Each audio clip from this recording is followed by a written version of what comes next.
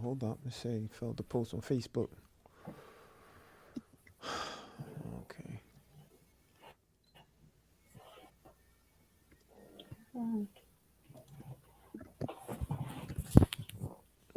Give me 1 second.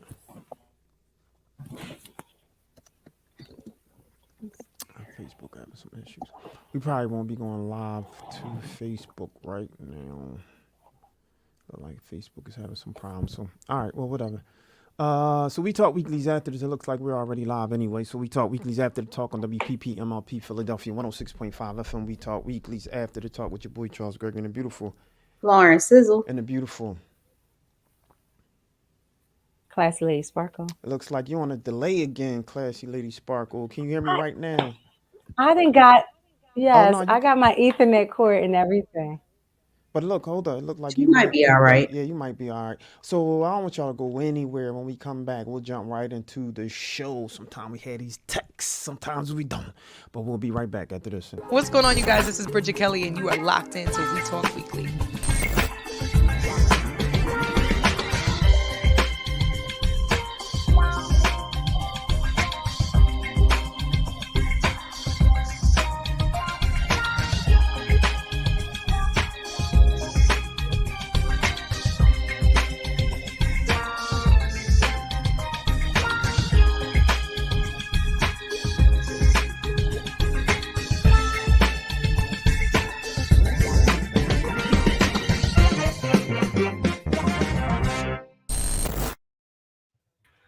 And we're back. We talk weeklies after the talk on WPP MLP Philadelphia 106.5 FM. We talk weeklies after the talk with your boy Charles Gregory and the beautiful. Lauren And Sizzle. the beautiful. Classy Lady Sparkle. Yeah, she definitely got it. And the beautiful Lady Esther. It's a delay. It's all good. We're going to try to make this work. If we say something one more again, I guess just go off and come back on. I'm sure to jump back in. Looks like you got a little latency, which is okay. So Lady Esther, what's good with you? I'm good. What's going on with y'all tonight? How y'all feeling? Everything is great. Everything is great. So this is what we gonna do. This is what we gonna do. Classy lady, why don't you hop off and jump back in, and I'll just start with Sizzle. How was your day? Holla at me. So my day was busy. I had some family coming in. My grandmother, she traveled to New Orleans for my cousin's graduation. So she just came back home, and then she came with my uncle and my aunt. So they're visiting and all this Mother's Day stuff going on, and having a gathering tomorrow. I got my much needed pedicure and all that stuff. So had a crazy day, but I'm here. So No doubt, no doubt. What about you, Lady Esther? Holla at At me. least, at least you get to hang out with family, man. And an early happy Mother's Day to you, Sizzle. thank you Yeah. so much. Yeah. My day was okay, productive. Of course, I'm knee deep in wedding planning now that I'm like 2 months away. Yeah, But same close. but still got a couple projects going on, so a little bit of everything. But I chose to take this day to myself to knock out some stuff. So I've been kind of hibernating to get work Yeah, done, yeah. and so it's been successful. That's good. That's good. Yeah. Yeah. Sometimes you gotta take some time for yourself. Yes. Yeah, no doubt, no doubt. I wish I had that time. One of these days, when things start working together, we'll make sure things happen. Let me see. Classy lady didn't get back on, but yeah, my day was cool. Just busy, busy. Challenges getting in the studio. They really gotta. We gonna fight to get back in this radio station, man. And, it's all good, but we had to get some people out to open the doors and everything, and they was locked again. So I got Oh here a man. little late, yeah. And so, but it's all right because we're back and we're gonna cover a lot of things today. We have a few people that's truly excited about jumping in, and we're hoping that they wasn't on Facebook because it looks like we're disconnected from Facebook. We're gonna have to Mm. try to make this thing happen. You know what I'm saying? But as I do this, Lady Estelle, how was your day? How was your like? Tell us like some of the projects that you're working on right now. And what you believe got your attention that you've been working on. Oh man. Well, my attention right now has been we're jump back into this is our third term for the Film Factory's youth Take One program, which is a film program for youth. So we're teaching youth film from the ages of like 13 to 17. So they're pretty much middle school and high school. And we have 4 classes that we're running. So it's acting, cinematography, the art department, where they get to focus on set design, props, and set dressing. And then I facilitate the assistant director class. So I love the program. It's been a big hit with youth and families. We've even had other families that heard about it and brought their kids over, like, can we sign them up? Or, you know, the older kids may have been in the program, so now the parents are coming back to try to get the younger kids in the program. But they really love it. And with so much stuff happening in the world today, and in our communities, public school systems not really engaging the kids in different programs, and kind of taking all the, you know, like the arts and programs out of the schools, and even the after school stuff. They don't really have a lot to do, but we all know media is big right now, right? And everybody loves the videos and being on the internet. And so a lot of us are watching videos all day long. So with them wanting to create their own videos, we figured we might as well tap into that. We had a lot of them with asking questions. You know, they get their cameras or they get their phones. So we're teaching them how to create their own content and, you know, be new filmmakers and directors in our community. So, and get to tell their stories through art and through their visions. So I really, really love that, because you know, all kids are not going to be scientists, right? So let them explore the world of arts. Yeah. That's awesome. Look like Classy Lady is back. Can She's you hear us now? Yeah. I'm gonna try it again. Is it still delayed? No, it looks better and we can hear you. Yeah. So why don't you tell us about your day, how your day went, and some of the things that you've been working on lately?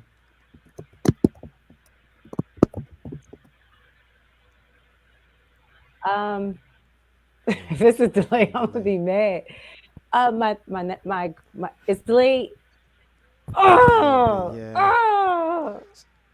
Nah, yeah, she jumped back. You know, it's all good. So why don't we do this? So, Sizzle, why don't you go ahead and start your stories, and you know we'll go ahead and do. So you working on your? Let me see. You got your 2 stories, and we'll come back and do. Is it the celebrity Sizzle? No, not that. Okay, well, go ahead and do your stories. We'll jump right into it, and by then maybe our next guest will come on, and then we'll go from there. I'll listen. Okay, so a New York school district is under investigation after a racist piece of LeBron James artwork was displayed at an art show. So numerous parents complained and called the artwork into question. The exhibit featured a cereal box with a fictitious brand name, Monkey Premium Cereal. And there's a monkey hugging a banana on the label, and there's a bowl with milk in it with several monkeys, each hugging bananas inside the cereal bowl filled with milk. So the exhibit has a poster with, it also on the side has a poster with LeBron James jumping with a basketball in his hand as if he's about to slam dunk. The caption on the box says, "Eat monkeys, jump like monkeys, jump like LeBron James. You can jump 2 to 5 inches higher for about 2 hours after eating." Well, this was the New Hartford Festival art show, and they displayed the photos of the artwork, and immediately it went viral online, sparking even more outrage. Aside from the parents that were attending the event, and they look and see this artwork that was able to get past all of these teachers and everybody that looked at it, and it made it to the exhibit. Well, the superintendent of schools, Cosimo Tangora Jr., said in a statement, "It is disheartening that racist work was not only created, but then overlooked and allowed to be displayed. We understand that there are students, families, staff, and community members who may not feel safe accepted, or welcome as a result of what transpired. As a district, we will continue working to ensure all students and their families feel valued, and it requires increased education, dialogue, and action from the entire school community. So the investigation is underway. They're looking into, I believe this was a middle school student that created this artwork. How it was able to get approved by the teachers and then approved by other people and then make it to this art show for many to see is just beyond me. I don't know. Any thoughts on that? Crazy. That's despicable. I mean, come on. Like they know what they were doing. It's these gatekeepers that know exactly what they're doing, and I think they do things specifically to get a rise out of people. And I'm not sure because literally, you have a full-on marketing team. Unless this is a fake cereal, right? Unless this is a fake cereal and somebody just put it in there just to, cause. But I know for a fact that if this was a professional, or a true organization, corporation, this wouldn't have fly. So I'm thinking that this was put out there to generate some issues in the culture and in the community. Yeah, and you had other media outlets who were going into detail, kind of breaking down the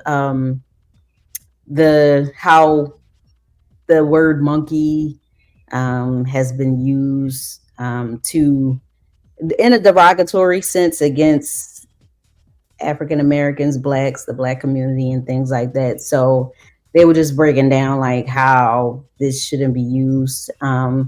But it got past as a parent, I'm checking my child's homework and all that. So it got past the parent first. That's number one. And it made it all the way to this, which is crazy. All right. So Drake, police are continuing to investigate after a security guard at Drake's Toronto mansion was shot and remains in critical condition at this time. It's unclear whether Drake was at home at the time of the shooting or if he was the intended target. Around 2 a.m. that Tuesday morning, suspects pulled up to the mansion and they shot the security guard. Drake's team is cooperating with the investigation. And a day after that incident occurred, a man was arrested attempting to enter Drake's home. So authorities have not said whether there's a connection between these two incidents.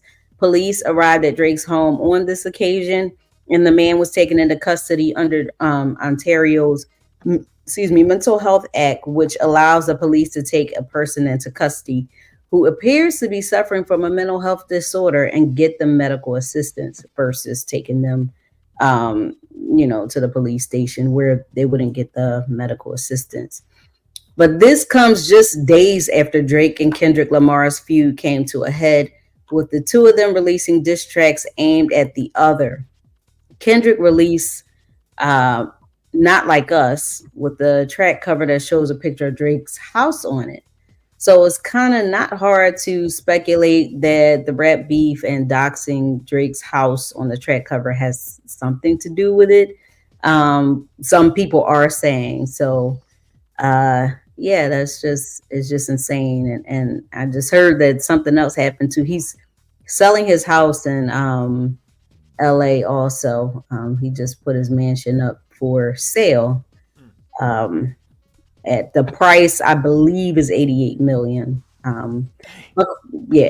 But question: what is one of the most damaging rap beef tracks that you think just kind of like? Because now we're seeing like what I don't want to say damage that this is doing to Drake because it just so happened like. Honestly, Drake's house, everybody knows where Drake lives. Yeah, big. So, right. So, I don't want to say that like this beef and everything is kind of, this is just spilling over to causing people to go to his house and just do all this random stuff. But like, what do you think? first thing that comes to my mind is when you thinking about the two of them is they were friends, right? These two people had a really close relationship at one time, so they know a lot of personal stuff about each other.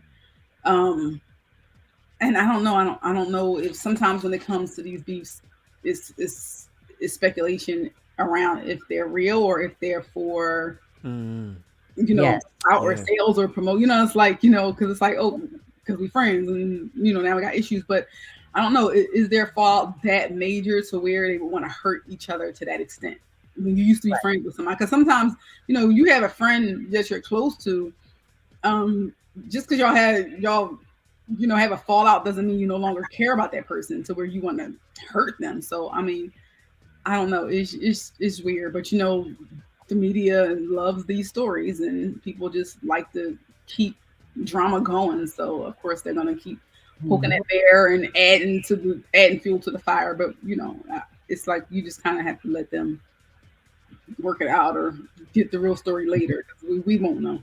Yeah. Yeah. Yeah, that's heavy. I don't know. It could be.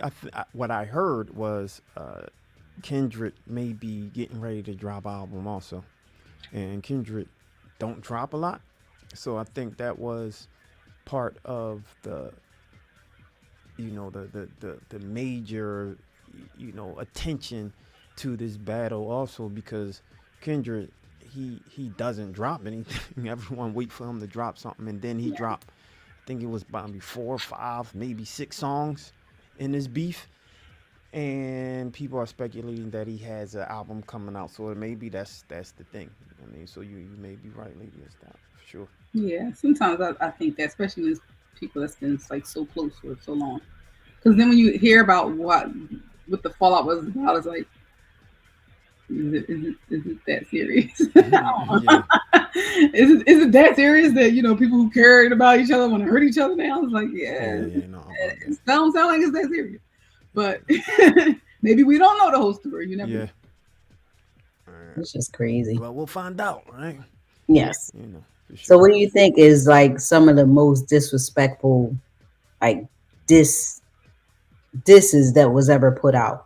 You got stuff like I personally haven't heard everything. Pop but yes. Pop was our most disrespectful. It came on disrespectful. When you would say the most Pac disrespect, I can even, one of the most heard of and surprising disses was Ether, Nas, and Jay, Yes. right? But that wasn't as disrespectful as Pac. Yes, Pac. That because Ether and those, when they kind of went at each other, those were songs that you could still play on the radio, right? Yeah. And people had to try to figure out what they were talking about. When Tupac dropped that, you could not play that on the radio. I remember one time there was nothing subliminal. Listen, Stace, I remember one time they tried to play that, and literally that was during the time where they put the beeps. Yeah, and it was beeping the whole time. So they tried to take out the beeps and just take out the words. And literally it was, first of all, and that's how it sound the whole thing. I was like, you just don't play it, right? Yes. He just came in as you get to the end, it gets even worse. It's crazy. Yes. No holds barred. I haven't heard every diss track. I know it's been a lot of beefs out there, but that, for me, even if I haven't heard of them, I'm going to say that's number one. That's top no question. Yeah, no question. Exactly. And you remember, Jay-Z dropped Super Ugly. That still wasn't as disrespectful as Pac. No. Not disrespectful. Somebody calling you ugly versus somebody saying all the stuff Tupac said. Yeah. Which one you really care about? First of all, came on disrespectful. Like the whole thing, beginning to end. Yeah. Yes. Beginning to end. He even came at somebody with sickle cell and was talking about them. Like it was bad. He came at a whole city. Everybody. Like, it was just everybody, Yeah, it was pretty bad. It was pretty bad. Yeah. All right, so we probably would have been canceled today if that. Yeah, he probably for sure. He wouldn't have cared though. Pac wouldn't have cared. Pac, he wouldn't have cared. But Yeah. had that been released in 2024, Yeah. OMG, some of the Yeah. stuff he said would have not Definitely. flown. Yeah, for sure. Exactly. No doubt. Exactly. All right, so you got your next story when we come back, right? Yes. Yeah, after this interview, because I see this, this duo about to jump on. I can't wait to talk to them. So I don't want y'all guys to go anywhere. When we come back, we're going to have one of my favorite segments to the show, because you already know that I love the interview. So I don't want you to go anywhere. All right, we'll be right back, y'all, after this. We talk weekly. We talk weekly. Yeah. We talk weekly. We talk weekly. We talk weekly. Yeah. We talk weekly. We talk weekly. We talk weekly. Yeah. We talk weekly. We talk weekly. We Talk Weeklies after the talk on WPP MLP Philadelphia 106.5 FM. We Talk Weeklies after the talk with your boy Charles Gregory and the beautiful.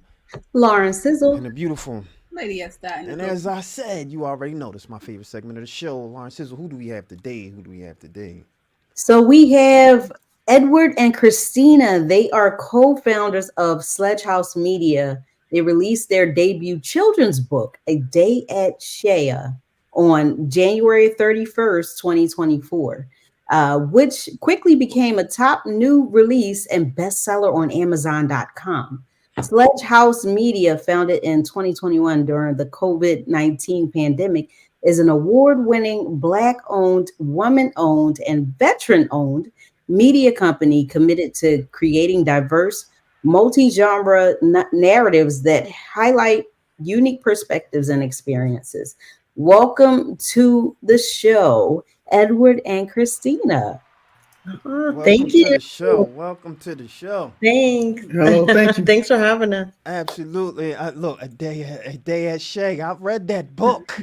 We're going to talk a little bit about that. I like it because I want to talk a little bit about, the inspiration behind it, because I know it was based off of a true story, so to speak, right? And so I'm going to talk a little bit about that. But I know before y'all came on, y'all was listening to us talk about the Drake beef and all that. I want to know from you guys. First, I'll start with Christina. I want you to give me your top 5 favorite hip hop of all time, and then I want to go to the brother Eddie. So you first, Christina. Who's your top 5? I guess no particular order, because everyone get funny about that. But tell me your top 5 hip hop of all time albums. All right. Yeah. Oh, albums. Oh, we can go with artists. Let's go with artists. That's probably easier. Yeah, okay. Well, we're from Brooklyn, so definitely got to represent BK, Jay-Z, definitely in the top 5. Biggie, also Rakim, for sure. I'm gonna go a little bit outside the box a little bit with this one. Lauryn Hill, she's a awesome lyricist, for sure. So what's that, 4? That's 4. Nas. I gotta say Nas. That's like my top 5. You hit. That's close to my top 5. All right. But look, real quick, because y'all in Brooklyn, right? And the whole beef when Drake kind of released that whole piece with Tupac, and you heard us talk about Tupac. What was the energy like down there? Because I heard that the family was very upset with that, And so, what was the energy like after that album dropped when he cloned Tupac voice? Did y'all hear any buzz or any issues around that? Now, right now we've been in Maryland like the last 20-some years, last 15, 17 years, but now we have in-law stuff that still live in New York, and they ain't say anything about it. But me and Chris do argue. We don't argue, but we do debate about the top 5 rap battles, and like you said, hit them up. So she took the album, she took the great rappers. So I gotta give you the 5. I like that. Yeah, for sure. It gotta be Pac was just too nasty for Big. Yeah. Ether just gave Jay-Z his first L. No one ever did that. Yeah. That was too ill. You gotta throw the Bridges over in there. Oh shit! Yeah, Mm. That really sparked everything off. DDP, yeah. Wow. Cannabis second round knockout. Come on, Ooh. he's talking Mm. about putting LL on TV and letting knocking him out and letting his wife and kids call Minister Farrakhan so he could stop it. Come on, that was second round Mm. knockout was it was so bad that LL had to take him off the radio, pay radio stations to be like, look, this guy's out the business now on. So it was that bad. And my last one is one that people forget is Drop a Gem on him. But when Mobb Deep was talking about Tupac. Yeah. Forget about that. Drop a Gem on him. That was ill beat and lyrics, everything. That beat is ill. Those are the top five. I mean, it's a lot of them out there, but those got to be in the top 5 of everybody, top 10 of everybody's that's talking about rap battles. But yeah, you're definitely talking to some hip hop heads right now. So we we could talk about it all day. No doubt. And it's interesting that you mentioned that Cannabis and LL thing because they would promote that as LL won that, not necessarily having that understanding that LL had money and had power back then. So it was easy for him to make a call and be like, yo, I won't show up anywhere if you for sure. Yeah. People forget about that one. Yeah, definitely. And Cannabis really, he line by line, if you listen to that whole song, you like, wow, like LL had to take him off the radio. Like that was put you on TV and let your wife call Minister Farrakhan so he could persuade me to squash it. Yeah. Come on. That was ill. Yeah, he ate it. Yeah. Oh, wow. Amazing. And so thanks for that jumping into that little conversation. Now let's jump right into you guys. So first of all, something that we do in the beginning of the show is ask you, how was your day? So how was your day? How y'all feeling today? My day is great being with this woman. So I Oh. never have complaints. Yeah, he's a charmer every day. But yeah, we had a great day. We actually were here in Maryland and we went to this book festival. It's called Books in Bloom. It's an annual festival. Right. And we were there for our book and just to see other authors. So it was really nice. So yeah, our day was good. Mm-hmm. Fantastic. And this is your first book, you said? This is our first children's book. book. Yeah. Right. Yeah. And We have 9 books that we've written, Published. published. Wow. And so self-published, correct? Yes. Yeah, self-published. How was that? Let's start there. How was it coming to the decision to take on that full responsibility yourselves, right? And I'm seeing and noticing that more and more people are starting to do that, self-published, right? What prompted you to say, you know what, babe, we need to do this ourselves? What got you to that point? Well, we researched the traditional route of going with like a traditional publisher, vanity publishers, and we really wanted to keep our coins, honestly. Keep the IP, keep the intellectual property and continue to own it, our royalties, copyright, etc. So it made more sense to understand the industry and understand the independent book publishing industry. And it just made more sense. And I knew a few independent authors already, and they were successful in what they were doing. So I said, hey, I know it's possible. So how about I handle the business side. I'm the executive, he's the creative. And so, we had that conversation. And like Eddie just said, we pretty much decided that when I make a decision, he's running with it. But we figured out that it made more sense for us to do everything ourselves. Of course, we outsource, pieces of the process, but it made more sense just from a financial and business perspective to do it ourselves. And plus, you have so many other leaders now, like Fat Joe and other business people that tell you, if they had to do it again, just to continue to hustle and be independent, because these other companies, all they're doing is taking from you, and then you still owe them. So we watch a lot of videos of people that's successful, and we say, okay, well, let's just hustle. We've been married like close to 25 years next year. So let's just hustle and do what we have to do. But if successful people is leading the way of telling you, your downfalls and what to avoid, then you try to do your best to do that. Yeah. So is that when you established Sledge House Media, or did that come afterwards? Well, we started off with our memoir, which is the story of Christina and I, and that kind of sparked, it was a passion project initially, and then I realized, and Eddie as well, that this could be a movie. It's that good. It's a kind of, everyone says it's like a Black Notebook. So we figured, okay, you know what? Let's make this a full-fledged media company. So once the book is published and we're ready to go to the next step and make a feature film, we have the rights to that, and we have the ability to also be the producers of the film. So it was just an easy decision to go ahead and establish a business. And then later on, we just made Drawn by Fate Behind Us last year. Short documentary that's on YouTube and Phoebe and the streaming. And we won 3 awards going through the circuit, the film festival. So that's based on our book, but just me, her documenting how we met by fate, drawn by fate, connecting and stuff like that. So yeah, we just keep it moving. I love that. And you said that's on YouTube.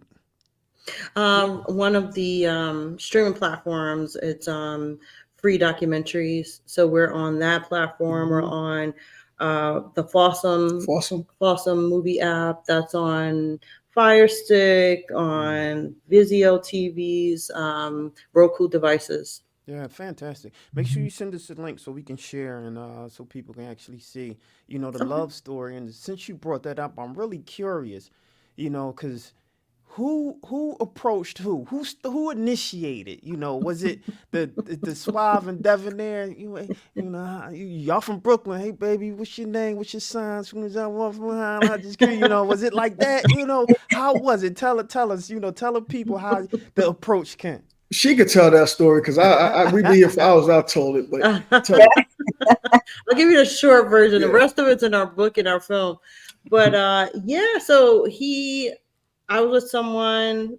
He was interested in another young lady. Freshman year in high school. Freshman year, like second or third day of a couple weeks. Second or third week of school, freshman year. He was approaching another girl. I was with someone else. I noticed him. She wasn't feeling him. I was chasing her for like 2 weeks. Yeah. So the other girl. All right, so I noticed Christina was her friend they just met, but I was focused on the other girl, right? So and Christina was beautiful. I was just put all my work into the other girl. I didn't know she didn't like me or not. So me and my friends used to walk Christina, her, and a friend to the train station every day after school. So, but one day the girl didn't show up. So me and my friend still walked Christina and her friend to the train station. And then her friend walked up and was like, hey, walked up to me and was like, hey, my girl Christina like you. Would you want to go out with her?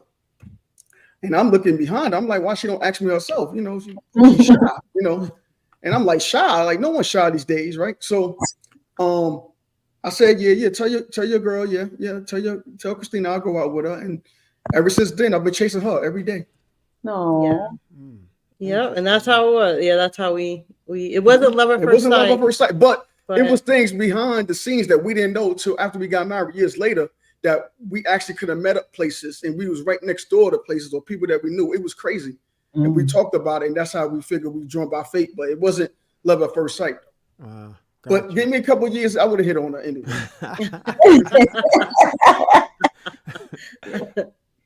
Go ahead, Lauren. That's funny. Oh, no, I was gonna say, maybe that's a great segue into Joined by Fate. Yeah. You wanna kind of break that down for? Yeah, sure. Yes. So Joined by Fate is a documentary, short film documentary. It's based off of our memoir. It's based off of our origin story. So it starts with us each, just like in the book. So in the book is 2 different points of view on the same timeline. Right. So you start off with Eddie's origin, my origin, and then when we finally meet and then get married. And we actually got married in Philly, right there in South Philly in a row home. Yeah. And Wow. I went to Temple, She went so to I Temple. graduated. I'm Temple. You? Oh, there you Yep, go. Hold yep, on, hold on. yep. Hold on. We got to give you a round of applause right there. The Yes. owls are definitely in the building. No You doubt. Yep. Owls are everywhere. Yep. Yeah. everywhere. Mhm. So yes, I was still a student at Temple. We got married, and so the origin story is documented in our documentary Joined by Fate, and it's heartwarming. It gives you all the feels. It's really good. It just We had it's some good inspiring. Yeah. great independent reviews on it. You know, and you know, she did it for NYU project. Mm. So we was like, instead of putting a music video together, let's just document our book. And you know, we did it and won awards, film festivals, got picked up. We was like, wow, like everything that we're doing is something new to us, and we just grabbing and like, wow, like hold it, and it's crazy to us. Were you at Klein? Were you at Klein? Oh, I went to the Fox School of Business. Fox School of Business. Oh, okay. Yeah. You were at Yep. Klein. Yeah, That's shout out. Mhm. Shout out Yeah. to But those owls. Yeah. yeah, you two have been together for so long. What would you say is the secret to success? Because I know couples go through their ups and downs and nothing is ever perfect. But what would you say, you know, is the secret to your success in your marriage? The first thing is communicate. I mean, is people don't understand. If you communicate, you can understand what the other person wants, right? Or don't like. You know, for example, when we first got married, the very next, I loved this woman in high school, everything, off and on, right? The next day we got married, I asked for a divorce, right? What? It's true. It's true. Because we didn't know each other. Like, so when we first got married, you know, we've been apart for like 4 years. Yeah. You know, I was in the Army in Georgia and she was in Temple.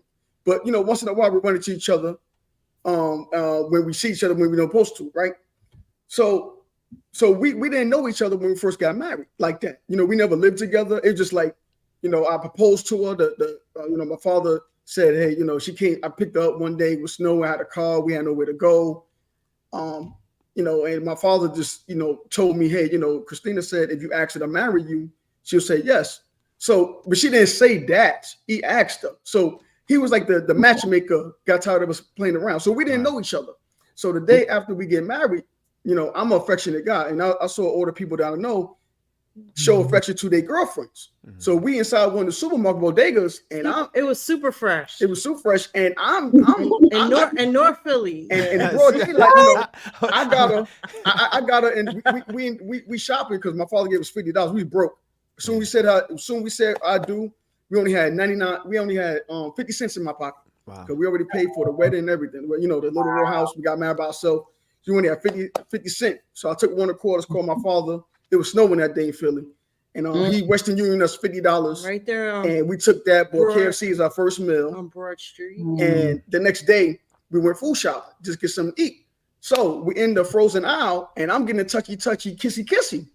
And she's like, no, I don't like doing this. So we don't know each other. We don't communicate. We didn't know. See, that was his love language. That's my love language. I got to touch you. Yeah. So it's very much a PDA kind of guy. I wasn't really the years we were apart. I just wasn't really into that, you know, PDAs. But we realized, okay, all right, let's talk about this. Yeah, because I was like, I gotta get out of here. Like, if I can't show you my affection, we gotta get divorced the very next day. And we talked about it. So when you communicate with someone, you know the do's and don'ts. And either you understand it or you can massage it to be like, okay, this I go on my end, you on your end. But if you don't communicate and you're just thinking that's how she's gonna be the rest of her life, or I'm gonna be the rest of my life, then it's a loss. And people gotta remember, every relationship is every marriage is a different fingerprint. Everyone got fingers, but different fingerprint. So what works for your marriage may not work for mine. So I can only listen to your advice, but I can't take what you do in your marriage into my marriage. I like that you said that. And you know, Christina, we have Lady S. actually about to tie the knot in like 2 months. Okay, congratulations. And so I'm just taking it all in. I'm just listening. so because of that, Christina, I want you to, as a woman to woman, what would you tell someone like a Lady S. in her getting ready to jump the broom, so to speak? Definitely what Eddie just said. I think it's pretty much establishing, understanding those love languages, because that could make or break a marriage. If he doesn't understand yours, you don't understand his. That's number one. And I think the other thing now, two things for us. What works for us is pretty much also we laugh every day. Yeah. Like it's you got to keep that fun, the good times. Even when you're gonna have peaks, you're gonna have valleys, you're gonna have good times, you're gonna have bad times throughout, your marriage. But keep it about the love that you have for each other, and don't forget that, because a lot of times we could lose sight of that. Always keep that in the forefront, no matter what's going on. And the other thing we always tell people is don't let others into your marriage. Yeah. It's very easy to do. But this marriage is between you and that person. So always keep that in mind too. Don't let people in your business, girlfriends, whatever, At the end of the day, it's about you and your spouse. Hold on, Christina. Hold on 1 second. Hold on. I gotta give you a round of applause. Because I'm telling you, yeah, there you go. So, Lady Esther, right? I feel like you part of the team. I feel like I'm interviewing you.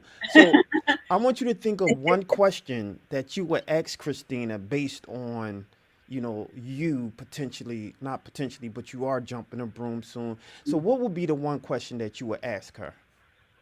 It would be more about the business side, because from a personal aspect, I kind of got that down. I'm very personal, so nobody's ever in my relationship. I've been like that my whole life, married or not. I've broken up with people, and people are like, "Why? What happened? Y'all were perfect," because they don't know, right? Because I keep everything in house. But and yes, like you said, the blueprint. Every relationship is different because every person is different. So you work with the last person, it's not going to work with this person. So all those things are understandable, but the journey of we've been friends for a long time, so I feel like a lot of that stuff we have down, but now we're venturing into business together. Help me there, okay? So I didn't say you never know a person until you live with them. True, but now it's like business, and work ethics are different. The creative is different. Yeah. So when I was really intrigued and zoomed in when I heard you saying, he's the creative, you're the, kind of like handling the business stuff. So we're kind of trying that out for size. It's like, okay, I'll do this, you do that. So help me there. That would be my biggest question. How do y'all make that work? Great question. That's a really good question. And wait a minute, it's a two-part question. How do you make it work, and how do you not allow the tips of business drag into the personal? I know you gotta do that church and state thing, so help me right there. Ladies and gentlemen, you're getting this live, so you're getting free game right now. Go ahead. I'm about to drop a whole bunch of gems, so be ready to pick it up. He should have told me to ask a question, because I got it. We love you, Space. You already know. Yeah, real talk. When we started this business, we were married for 20 years. We never worked together, right? Kind of like what you just said. So I didn't know his work. I knew his work ethic, but I didn't know his work style. So we were immediately stepping on each other's toes, throwing chairs at each other and stuff like that. Not really throwing, but not really throwing chairs, but we were at heated moments. We definitely were at odds in the beginning, because I'm like, no, you should do this, and he's like, no, you should do this. And so then we decided, okay, because he's like, you're getting in my lane. I'm like, no, you're getting in my lane. I need you to get here. We need to do this. So literally, he had the great idea. Eddie had the great idea of creating a Venn diagram, which is two circles, right? If you ever saw a Venn diagram, it's the two circles, and you see they're separate, right? But there's a point where they intersect, right? And so that was when we realized, okay, this is it. We have to hone in on what are your strengths, what are my strengths. Write those down, figure out within those circles who's doing what, and then find out, okay, well, what part do we intersect at? You're stronger in the business, you're stronger in the creative. okay, that's what we're gonna divide and conquer that way. Once we did that, game changer. Yep. Game changer. Then we knew exactly, okay, that's you. This is your area. Mm-hmm. This is my area. This is where I need you to we work together on this part. Yeah. Once we did that, then we started respecting each other's craft and understanding that. So that's the first part, the first question. The second question, you writing? You picking up the gems? Okay. I'm starting to list right now. That was so important. Yeah, that was that's a game so changer. important. Yeah. Game changer. Second part of the question, because we love what we do, honestly, it doesn't feel like work. So I think a lot of times, like for example, he's the creative, so he's writing all the time, literally. Like we have like 20 books in the pipeline right now. So he's always writing, and I'm usually always having that, business mind on, oh, that's a marketing opportunity. Oh, we can do this, So we don't necessarily, and we're not great at this. We don't always turn it off. We're still kind of learning that, but when it's like, when it's time to be together, we know it's time to be together. After that, okay, go back to your phone, go back to writing with us. But we need to be together, and we know that. We knew that from our marriage. When it's time to be together, or when it's time to be kids or take care of the children of household, and we grew up in our marriage like that anyway. So yeah. So one thing we started doing is, he'll tell me, okay, phone's down. Okay, nope. You put your phone down. Even if you want to watch TV, my phone TV down. That's it. We put it down. Let's go. Put it all the way over the other side of the room, and then that way we can focus, and we're not thinking about business. We're not thinking about anything else. It's only okay. Let's watch this, BMF episode right now, or whatever is on right now. So that I would give you, and then definitely the date nights, like that's important, or date days. Have those times where it's just you still get to date each other, because you forget that too over the years. It's important to make sure you still have that time to do that together. So that's how we also are able to separate the business. And don't forget to communicate. If you feel like your work ethic is different than his, or say something gently, because men don't like we don't like when you scream at us or get at us wrong. Be like, hey, I notice I'm doing this and you're not doing that, or we don't, say something, because he might wait for you to say something. So communicate. I'm telling you, it's key. Speak up. Yeah. Yes, I love all of that advice. It's so good and so worth it. A lot of it I feel good, because a lot of it I feel like is already kind of happening, and some of those things are already in place. But yeah, definitely that list. I love that. The communication piece. I feel like we communicate. Like I communicate more. But definitely, like you said, it's not what you do, it's how you do it. So all this stuff is amazing. Thank you for sharing. There you and go. Use. You know what I do too? When I need something from him, I'm like, hey baby, hey honey. That always kind of softens it. And but she don't even have to say that for me. You know what I'm saying? I know, but it does. I mean, I'm not doing it intentionally. It's just kind of how we talk to each other anyway. But I think sometimes that gets lost in marriages over the years too, that sweetness that you have for each other. There you go. When you love what you're doing, like you said, it doesn't feel like work. So it is hard to turn it off, because I'll notice there'll be times where, we do the date nights, we have stuff where we just like put stuff aside and just kind of focus on us. And but things will pop in your head. And then I'm like, oh, I had a thought, oh, did you see that email earlier? So I'm trying not to do that thing when we're trying to have those personal times. But it'll be like, I'm that person. I'm a night owl, and I feel like I get some of my best work done at night, because it's when the rest of the world turns off, right? The phone's not ringing. Emails aren't coming in. People aren't asking me for things. Everybody is asleep, and it's like, oh, okay, it's late, but I got an hour to do this, So that's when I feel like and then I get deep into something, and before I know it, it's 2 or 3 hours later. I'm like, crap, I gotta go to bed. And don't forget to touch each other, because if you don't take care home, someone else will. I know that's I learned that from my father. So if you don't take care home, someone else will. Remember that. That's important too, for sure. Yep. We have a 10-second rule. What'd you say? I said that's one of my favorite lines. You said you have a what rule? A 10-second rule. What's the 10-second rule? So for us, like, we know after 10 seconds, if we kiss, touch, or whatever, Like it's going to the next level. We gotta. Yeah. So we usually You either do the 9 we seconds or cut it off at 9 seconds. But every marriage is different. Everyone got a different fingerprint. So that's what we that's how we been All married. it takes is 10 seconds. Yeah, 25 close to 25 years. So. I know that's right. I know some people like 10 seconds. Dang. Wow. Where my 10 seconds at? Don't say So I appreciate that. I just wanted to we wish Thank you. Stacy well with all of her endeavors. She's been with the show since the conception, and so we just want to make sure that she's supported in this union that's about to happen. So we're excited about that. So thanks for giving that information to her.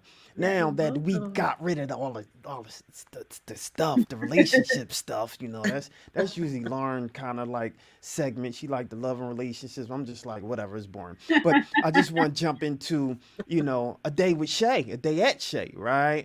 And I had the opportunity to read that, and I was super excited about that because one, my son is in baseball, and so it kind of like wow, I see the correlation. Two, I like the aspect of the young lady that's interested in that, and her journey going, by herself, which really stood out, right?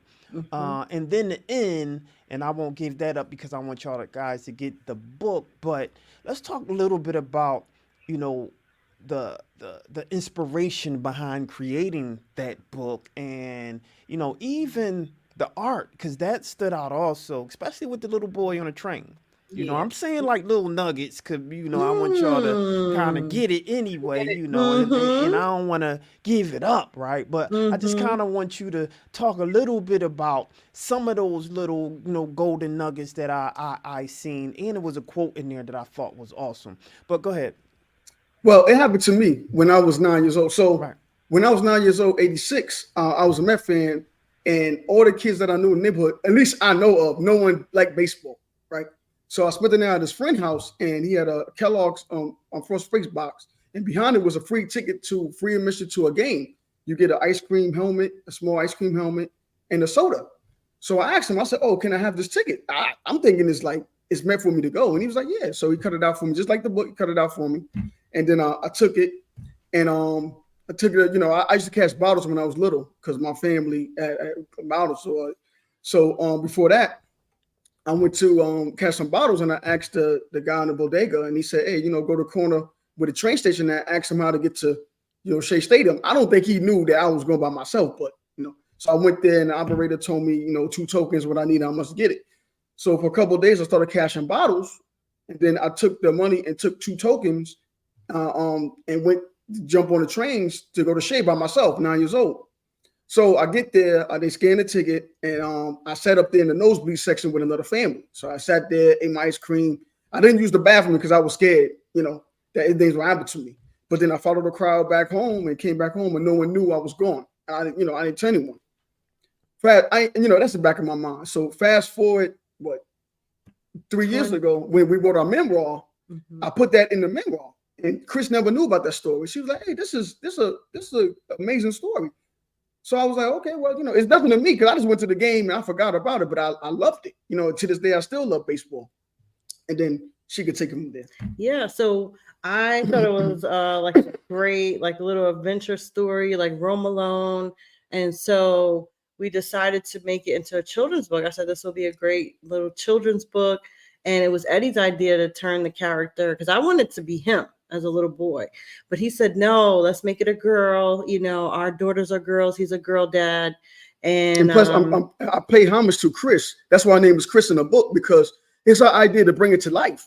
So I'm like, well, this is your book, this is your character. So here, and that's another thing about marriage. You can't be afraid to say, "Hey, I'm sitting in the passenger seat, you driving." That's right. And you can't say, "Let me drive and crash in the seat. Follow me." If I'm messing up, then you take the wheel. Help me. You can't be afraid of that. And this is her book. That's Chris. Yeah. So the character is a girl. Her name is Chris, and so she goes on the story. And we also wanted to do that for representation. That's so important, especially girls right now. Women's sports is having a moment right now, Yes. and so we really wanted to make sure we pay homage to the women in sports, especially baseball, and so that girls could see themselves in this character. Mm-hmm. I Yep. love that. I love it. I love it. I love it. Uh, it was a moment on the train, right? I want y'all to talk a little bit about that moment because that stood out for me. Why? Why in the imagery of it? Why that particular position did you take for that moment? When she's sitting on the train car. Yeah, talking to the little Well, you gotta ask her. She wanted the whole story. So guess what I did? I got on the train and I just said I didn't have a hat or anything, and I watched everyone else go to the game. right. So I'm just sitting there with shorts and jeans on, and happy to go to the game. But when we talk about it, it had to be little Eddie back then, kind of sad Yeah. that no one, because no one, I didn't have a hat or anything, right? Yeah. Everyone going with their parents, had gloves. So Yeah. I didn't think any of it till we started talking about it. But that was a vision to put everything in the book. Yeah, and Yeah. so the child, And she Chris, loves that part too. yeah, Yeah. I love that's good that you pointed That's that. a heavy moment. Yeah. Yeah, I mean, she decides to go on this adventure, embark on this adventure by herself.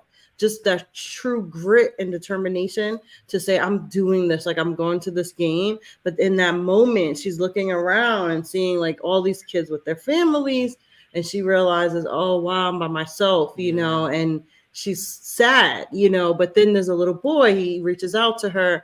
And then in that moment, she remembers, oh, I'm still doing this because I want to go to see my favorite team play. And then she gets a little bit more, happy again. But that's why we took that. But we wanted it to be known that, she was sad, like he was, he really was sad that no one could go with him. But it was really about the dream that she had of finally going to see the team play. Yeah, fantastic. The last thing that I'll say about it, because otherwise I'll be giving away everything in the book, right? The last thing I would say is that I was really happy to see a full family, right? Not just single mother, single father, but to see a full black family, right? How Yes. important was that for you guys to make sure that that was evident in the book? Well, in real life, my father didn't even know I left, and he didn't like baseball, so I never told anyone I just left. Wow. But we wanted to make it kid friendly to make it sure, because she asked her parents and all that. But in real life, I just left and just came back like in the afternoon because it was a 1:00 game. Came back like 4:30, and no one else was gone. So, but we couldn't do that. Yeah, but so we definitely wanted to show that representation again of the full family, like you said, a parent, two parents, and a child. And that also is I think that's our family with our children, Mhm. kind of bringing that into the story as well, just to kind of show that, yeah, we do have those That's right. families, in the hood, she lives That's in the right. hood. And then also, if you notice, there's another family, a full family, when she goes to the park as Yeah. well. So Yep. yeah, that was important. Yeah, fantastic. So I appreciate you doing that, and I wanted to amplify certain pieces of that because I think it's important when because we sit on this ideology of solutions based in terms of our journalism or our approach, right? And one of the things that I strongly believe that will fix community is family. And if the families are communicative and together, right? And so I wanted to sit in that moment, but also the moment of you can see someone you don't like and connect, right? Yeah. And it's okay to do so. Exactly. And it's okay Yeah. to do so. And that's kind of what I got out of that moment. I thought it was amazing. And you never know what someone is feeling, right? You never know what Right. they thinking, what they're going through in that moment of looking up and seeing someone stand. Because you have to see the book. Yeah. I can't do calls to actions on the show, but I'm gonna just say you got to see the book, right? And see what I'm referring to. And I think it's an excellent addition to any library of kids, and I think that's an amazing thing. So I want to give you kudos for that. And Thank so you. Thank you. Thank you. Thank you for reading the book. Yeah. Yeah. for Thank sure. you. I think it's amazing. I thought it was amazing. And so for shout out to Monet Davis too. That's what brought me into it. Yes. Yep. As a Yep. young lady playing in baseball, right? Yes. Doing really well. So definitely girls sports right now is on top. So make sure so that's one thing I can say. Make sure you go support. I actually watch women's sports. I love it. I was just watching the amazing softball series that went to like 16 innings. Something was crazy. It was wild. 200. She threw the 230 some pitches or something. That was wild. I couldn't believe it. And that was a record too. That happened. So kudos to women's sports. They're in a moment right now, so we need to amplify that also. And so before I let you leave, that time went really quick. How can they get in contact with you guys? Was you on the show before? Yeah, like two years ago, something like that. Yeah, I'm sitting there like, yo, they look familiar. I think that was our first book, and we have published 9 after that. Yeah. 2 years ago. Okay. Yeah. History I heard has been made. Sledge House. We got 3 screenplays and everything. Yeah, we've been busy. Yeah. Wow, fantastic. Well, kudos to your success. And one thing we said, I'm sure I said it to you before, is every time you come to the show, you're a friend to the show, so you're always welcome to come back. So when you do 9 more, or when you're doing them, I would love to see some type of, series about Shay. Some type of video, something about Shay. That would be cool. We were thinking of, matter of fact, we're thinking about doing a short film about it. But we just did a day at Shay, a whole day at Shay at the Brooklyn Cyclones, which is double 18 for the Mets. So the whole day they had us on the board. They gave us awards. They had us on the field. We had 34 people on the field taking, because whatever we do and we like to share our moments with our family and friends. Because, this what we're doing is like, wow, this is crazy. It don't happen every day. So we told everyone come down to the field, took pictures, mascots. We got on the radio, play-by-play radio. Yeah. Check out. 2 innings. And my oldest daughter, she dressed up as Chris the character, and she took pictures with people. Wow. So we just made it a family day and all that. So we thinking about making a short film in the future. Hopefully a cartoon, and we want the moon and the stars and the planets. We want it all. Yeah, and we have a coloring book as well. Coloring book. We did a coloring book for it. First day at Shay. But yeah, you can follow us on Instagram, Facebook, TikTok. Our website is sledgehousemedia.com. You can see our whole catalog of all of our projects. We have playlists for every single project, so that's another thing to check out. We're music lovers. We talked about that at the top of the interview. So each book has their own playlist on Spotify, so check that out. And then you can follow us on all the various platforms. You could take a look at that, all the pictures from the event we had at we got audio books. Yep, we got audio books. And we do everything ourselves. We've been blessed this staying busy, but we got audio books. Yeah.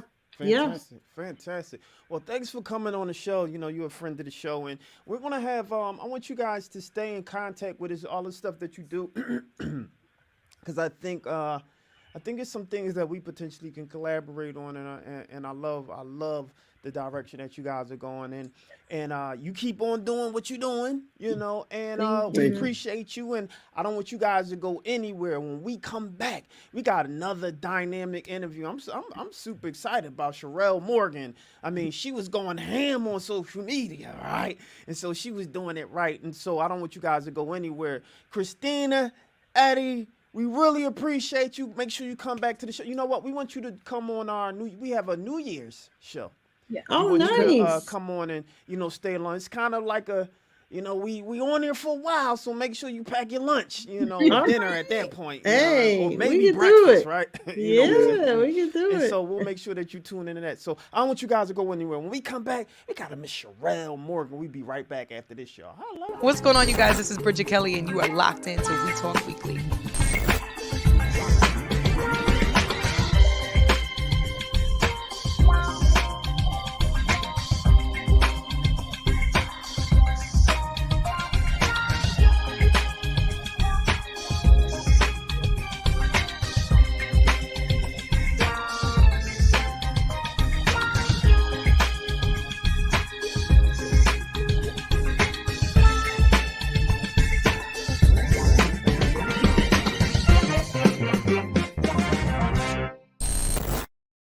Talk Weeklies after the talk on WPP MLP Philadelphia 106.5 FM. We Talk Weeklies after the talk with your boy Charles Gregory and the beautiful Lauren Sizzle. Lady Esther. I got to shout out Sound Prophet 21. She said, "Hey Charles, what up? What up?" We got to shout out our folks who's actually watching. We really appreciate you. And so if you're watching, make sure you tune in. Make sure you share, tell a friend and tell a friend. And if you have a couple, why don't you you know what, Sizzle? Why don't you tell them how they could just support us real quick? So you can support us by first, you can support us by subscribing to We Talk Weekly on all social media platforms. But if you want to support us even further, you can make a donation on the Cash App to $ We Talk Weekly, and every donation goes to continue to support what we do. Nothing in life is free.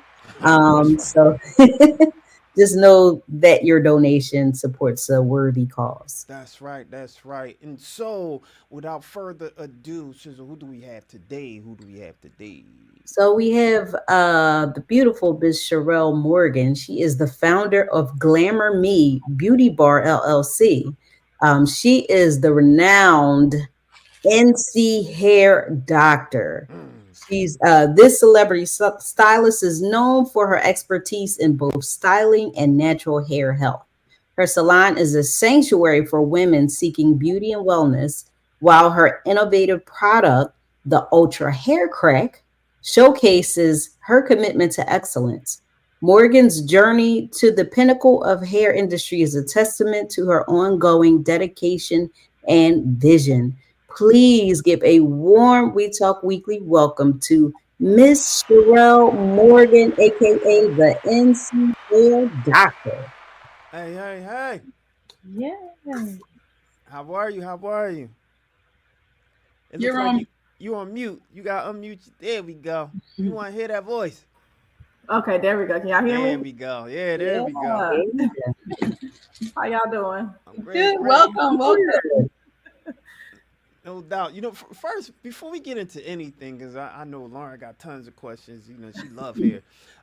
What the Ultra Hair Crack? I need to know that. I need to know about what that is, and if you got a bottle, please show us. I need to know what this is. So the Ultra Hair Crack is something that I formulated years ago on my clients, because I have a lot of clients that have thinning issues.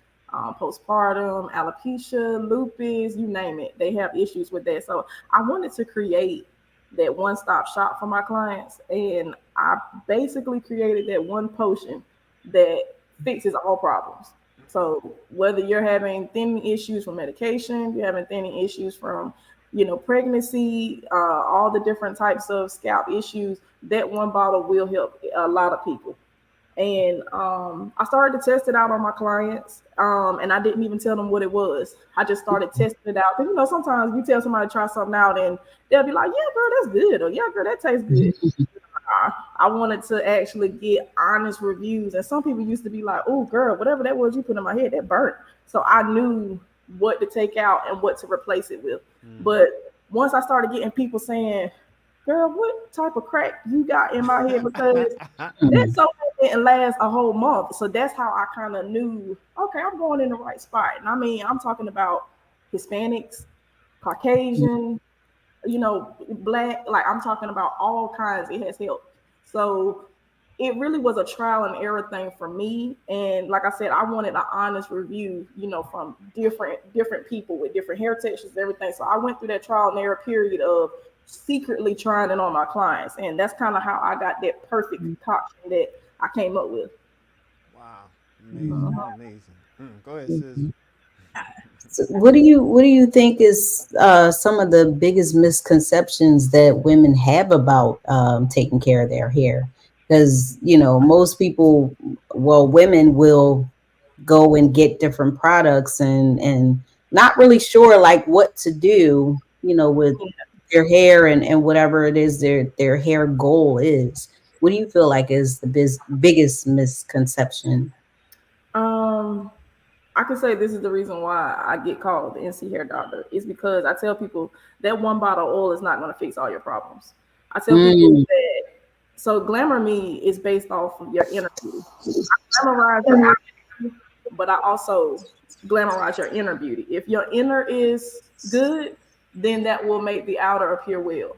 So I tell people stress, all those type of factors, drinking water, getting enough sleep, the medications like high blood pressure, all that different types of stuff, that stuff affects your scalp.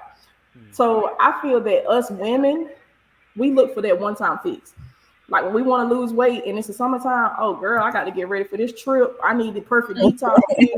Like I feel that we're not consistent with anything. We just want a quick fix when it's not like that. You know, so I just feel that if we become more consistent with things, you will actually see the results. Everybody tries to have a hair formula, a hair oil, but like I tell people, some people just be throwing stuff in the bottle. Some people have those Chinese vendors that they tell you that their hair growth is going to work, but you just want to slap your name on a bottle and you don't even care what it's going to do for their scalp. You just want to make the money. And I'm not about the money. I'm about results and I'm about seeing my customers happy. So I feel if we're more consistent with things, I tell people give it a 90-day trial. But the hair health is the most important thing. You have to get your protein treatments. You have to get your trims. All that stuff plays a part. Because if you're using my hair growth, now your hair is growing, but you're not getting your trim. Now you're creating breakage at the ends. You know, so it's like, oh, my hair is not growing. But hairstylists have to start promoting hair health also along with, you know what I'm saying, the products. But there are some good products out here. But, you know, we have to take the steps. We can't just skip a step and then be like, you want Rapunzel hair, you know? One of the questions, oh, my bad. Real quick, Sizzle, because one of the questions that I hear everyone talking about, or some of the ladies talking about, is edges, right? And so how can, you know, what? I can't say that edges can't talk You about can, but you let a lady ask about edges. No, go ahead. No, Sizzle, you can handle that. You know, I just hear all the conversation about edges, right? Go ahead, Sizzle. I'm gonna fall back. Well, I mean, I actually was thinking about that because I think, you know, now some of the styles that women are wanting to wear include having your edges laid. I mean, that's just the thing. Even to the point where the ones that don't have any edges, they're not even thinking about, I need to regrow my edges back. They're going to the store and they're buying these edges that you can just like pretty much put on the side. Yeah. So edges are a big thing. Yeah, they are a big thing. And I feel that I'm not, I don't fit everybody. I tell people just how clients choose their stylists. Stylists choose their clients also. And I feel some clients can be hard-headed. I'm the type of stylist, like if it's not fitting in the situation of what your scalp and hair needs right now, we're not going to do this style. We can't do wigs. We can't do wigs back to back. We just can't. Unless you just, your hair follicles is just dead, then I understand. But you have to give your hair a break. Because if not, like with the braids and stuff like that, my clients already know you have to get your protein treatment and your trim before you get these braids. Because if not, it's a waste of hair growth. Now, some braiders do not like for their customers to get their ends clipped because, you know, it creates that blunt look. Yeah. It'll have the hair sticking out. So I totally understand it. You know, but I tell people you have to at least get the protein. Our hair is made up of a majority of protein. So you need that protein. It's almost like a everyday vitamin. You have to get the protein to keep your hair strong because from being in the braids and stuff, we'll start to the tension of our edges. Those ponytails, we be wearing them cute little ponytails and we just brushing the outside of it to get it slick back. Like we're the parameter of our hair. So then we want to try to throw some oil on top to think that, you know what I'm saying, but you're still doing the strenuous styles. So we just have to stop being lazy. Yeah. So we want that look, but it's about the hair health at the same time. So but that's what I'm here for. That's why I create videos that'll help teach you at home. It'll help teach some of the customers that actually been going to stylists for years and your hair is still here. You're still looking like Dora. That's a problem. That's a problem. Like when I first started with your journey, you're going to probably look like James Brown or Dora, but in about a year, we expecting that hair going to be past your shoulders. Yes. I think, and this is just me, you know, just kind of my own opinion. But it kind of seems that, poor hair care is something that's been passed down from generation to generation. People just automatically assume like, oh, if I keep my hair braided all the time, it's going to grow. And if I do this, I'm not damaging it. If I wear wigs, then, I'm not damaging my hair. Meanwhile, you're really not taking care of it in between. And it seems like a lot of that stuff is just something that we picked up, growing up. Yeah. How do we get out of that? Stop following these trends. That's for one. I tell people stop like this whole new braided bald head. It irks my nerve. That's the whole braiding foundation for so weird. Like I hate it. But I feel if we stop these trends, if we stop, I just feel that it really is a trend. Cause right now it's the lace fronts. I love me a good weave, but I love me a good weave with leave out. Like where do they go? But since everybody's like natural now, the relaxers are kind of shifting out. Now everybody's like, oh, my new growth, you know what I'm saying? Or my leave out is gonna puff up. But I mean, that's just what we have to deal with. We have to normalize taking care of our natural hair. In some styles, but that's why I'm strictly, my clients know braids. Personally, me, I keep them in no more than 6 weeks. That's it. Even though I know braids cost $300-400, but once that new growth starts coming, and now I want to be putting it up, twirling around, my edges is like, what in the world? And then sometimes you get the edges and you see that little white bulb. Now you don't overforce the follicle, and that's not good. And that's what could sometimes start to create traction alopecia.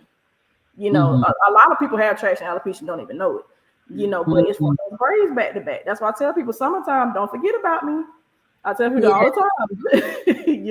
So I mean, it's staying off social media. People see these styles, they're bringing to you. I want this. No, ma'am. And then you see, I'm sorry, go ahead. Now you see what? What were we gonna say? No, I was gonna say, then you see the videos that some of the women are doing where you see a girl and she pretty much bald, like no hair, but they're creating that they want to show off their skills and how they can lay a wig or whatever, but they're showing this one person and they have no hair, like barely, maybe some little back here or something, and then they shouldn't be getting it. But what's that's doing is now, I understand how the economy is going now. Can't really afford. We want to look good, but we can't really afford it. So it's like, let me go to TikTok so I can learn how to do some crochets or, something like that. But that's leading, since you're not doing it the proper way, or you're trying to find somebody cheaper, you're risking your hair coming out. Because it takes that one time. I tell them, they be like, oh, I'm just going to go to her to get a silk press. That's it. And they can damage your hair and you have to start all over again. I tell people all the time, it's not what you do, it's how you do it. And so if you pay attention, people whose hair you never see because it's constantly covered with weaves or wigs or whatever, if you ever saw it, their hair is bad. It's going to be because it's never out. It needs to be out. Even Sparkle has said to me, she was like, oh my God, because my hair is really thick and like but she's like, as much stuff as you do to your hair, she said this one time, as much stuff as you do to your hair is still so healthy and you don't have no problem with your edges. And I was like, because it's not what you do, it's how you do it. I do wear protective styles, I do wear braids, but like you said, it's when I do it. You can't keep stuff in forever. I still wash my hair in between. When I do my sew-ins, I'm still washing my hair. And if you're going to wash it, you have to know how to dry it, because if you don't, your hair will smell like mildew. It's a whole process. You have to know how to do it. And I see so many people when they go on vacation, they get their hair braided. I do not wear braids on vacation because I tell people these braids are long. It's heavy. When it gets wet, it's gonna be even heavier. I said, do you know your hair when you get your hair braided and you go on vacation and it gets wet? All these you might as well just shave all this right now. And I went on a girls trip last year. It was 7 of us. I was the only one that didn't have braids. Everybody had braids. And they were like, oh, I said, I can't do that. I'm not going to do that. Y'all don't like y'all. I'm not doing it. Yeah. You can't do that. I don't know a lot, but I've always I felt like I had a little bit of knowledge early on because I started. My mom would take me to hairdressers, and I would not like, and I would get home, go straight in the bathroom, and change my hair, right? And it got to the point where I was like, you know what, I'm good. I'm gonna do it myself because it was just certain things that was just bothering me. But Cheryl, I had to ask you. I need to go all the way back. How were you putting stuff in people's hair without them knowing, and you weren't afraid? So when you said somebody said something burned, I'm like, oh my God, what if it was even like something major and somebody could have sued you or something? Like, right. Right. So I've done built a lot of credibility. I mean, I've had clients since 2011, and I'm still doing them currently now. So I have a lot of, like, they trust me. And it wasn't that they didn't know. It was to the point of, like, you know, I started the oil, and they're like, what is this? And I was like, yeah, you know, just something I got. I'm just trying out. Some vendor sent me, you know, and they was like, oh, okay, cool. Like, you know, some of them trust me like that, and they will FaceTime me, girl, what in the world? What is this? So if it ever itched or something like that, I'd be like, girl, come on. I'll take your sew-in back out. We're gonna wash it, redo it again. Like, you know, I'm that type of stylist. Like, if I mess up, I'm going to, you know what I'm saying, fix it. Yeah, because I knew what I was doing, but I really wanted to see. And then some of them, when they started coming back, like, their sew-ins were like up here. Yeah. Wow. And like I said, I mean, they come to me to get their hair shampooed. That's why I said these stylists that are not shampooing hair, scalp health is one of the most important things. That term of, now I used to be there now. My hair grows better when it's dirty. And your hair is dirty after 3 days. So yeah. So like I said, some people have overly active sebaceous glands.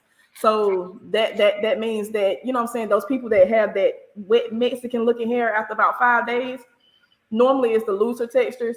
Like their scalp produces so much oil. But I tell people all the time, people with more wavy hair, their hair hangs down. So that means as the oil comes from your scalp, that's why theirs is more oilier, because their hair is like this. Mine is, you know, out and up. So the oil that comes from my scalp, it can't really get on my hair. That's why our hair stays drier.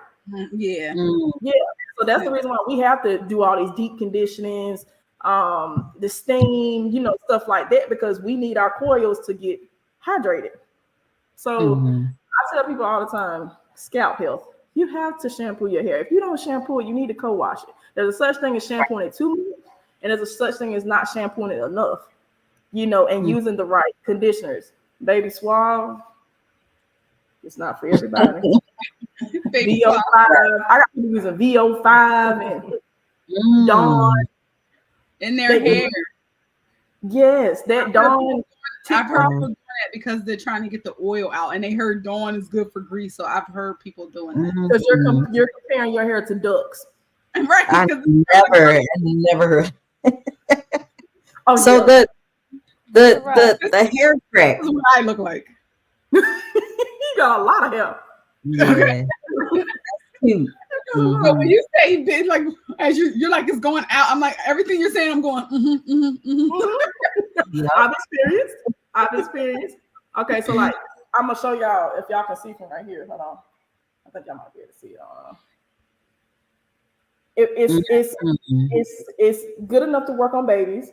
This was from she struggled so much with the balding. You know how children have that balding, right? The secret to that, silk pillowcases in their car seat. Put a silk pillowcase behind there, because you know babies, all they do is this. And it rub turn their heads. Yep, because they're not going to wear a bonnet. So wherever they lay it, put a silk pillowcase and get fancy. Because we used to we wrapped a bonnet around our son's car seat. It helps with the friction, just like that. Where's the? Wow. From that October picture that was right here, which is how I got to. Oh, sorry, that's from right there. That's when she finally was able in December to go ahead and cornrow it. Wow. Yeah. So I definitely have a lot of people that use it for their children, especially their babies. You know, just because, like I had this lady right here, she struggled so bad with hair in the back. So I tell people the hair in the back is always, you know how your weave get nappy back there. Right. You have your sew in and stuff, it'd be so nappy from sweating and stuff like that. That's just because your coat, like all that friction and stuff, you know what I'm saying? These ponytails we be wearing, you're gonna struggle with it. You know, so as time went on, like I said, she finally never had any hair growth. Like never. And this was just after one crochet. Just after one. You know, so I tell people all the time, you know, it's just consistency. Consistency is important. I want to ask you about the weave. So, like you said, the closures are fine, but you know, a good weave with leave out. Problem with leave out is they're not taking care of their hair that's left out. So when people are constantly getting weaves over and over again, that leave their hair is growing, and then that leave out be like this short. Because they're constantly trying to blend it with the hair, so they put heat on it every day. So what advice could you give, you know, for the people that want a good weave and with some leave out, like how to manage the leave out part so they don't burn it out, break it, because it breaks off so much. Yeah, so I tell some people, stop getting it. Some people be wanting that Brazilian bundles and your hair is just 4C. It's just not gonna work. I mean, it's just not gonna work. Now, could you maybe possibly not? I try to leave out minimum as possible. Like thicker hair, I can literally leave out about this much. You know what I'm saying? Just enough to cover. Quick weave is a little easier because you know they already laid flat and it's a little easier, but you just can't do it. I mean, if it's your wedding, cool, but you ain't gonna look good the next day. But I do also teach heat protectant. So heat protectant. So I sell a heat protectant, and it's good for up to 450 degrees. I tell people that you're supposed to use a heat protectant, but it protects and it eliminates frizz. So really, it's finding those right products that's good for your hair, using the correct flat iron, having the proper heat for your texture, because thinner textures can't use 450 degrees. That's the reason why you walk around with those straight pieces that's like about that much. You know what I'm saying? I use 450 degrees. Yeah. So it's everybody needs it. Yeah, you need it. And then people be just doing like, you don't have to keep doing so many passes. I tell people, simple technique, having your comb, then the flat iron, and chasing it. You know, you'll be able to get every strand and smooth it out and wrap your hair at night. Women lazy. Y'all don't want to wrap your hair. You know what I'm saying? But you got to find those. They have serums out there that's for eliminating frizz. They have all different types of serums and stuff like that you can use. It's just really about the names. But Brazilian, if somebody has that more kinkier texture and they want Brazilian, I would pretty much say maybe like a kinky straight. Because you know, kinky straight bundles, you can still press it, but it'll still give you that natural, you know what I'm saying, look. So I usually recommend that. But Brazilian, not at all. What about Sherelle? What about the like vitamins, like people that take biotin and all of that? Does that work? The hair, skin, and nails, yes. I tell people it's a lot more too than just the biotin. You know, you need a lot more than that. Sometimes I was lacking vitamin D weeks ago. That caused thinning. A lot of some different deficiencies will, like lowering iron, stuff like that will do that also. So I tell people, just try to make sure you get a vitamin. Now, me with biotin, I take the 10,000, because I want that thing to work fast. But yeah, biotin definitely will work. I know some people that have some biotin shampoo and conditioner and stuff like that. But some people hair just grow slow. Some people do. And I tell people, when you oil your scalp, like my bottle comes in a glass bottle. So I tell my clients, for that good 100% growth, take the topper out, put it in the microwave for 20 seconds, and allow, because I have hair supplements in that bottle. So can you tell us about, you know, what's in there? Yeah. So I tell people. That's what I was going to ask. Is it like the secret sauce?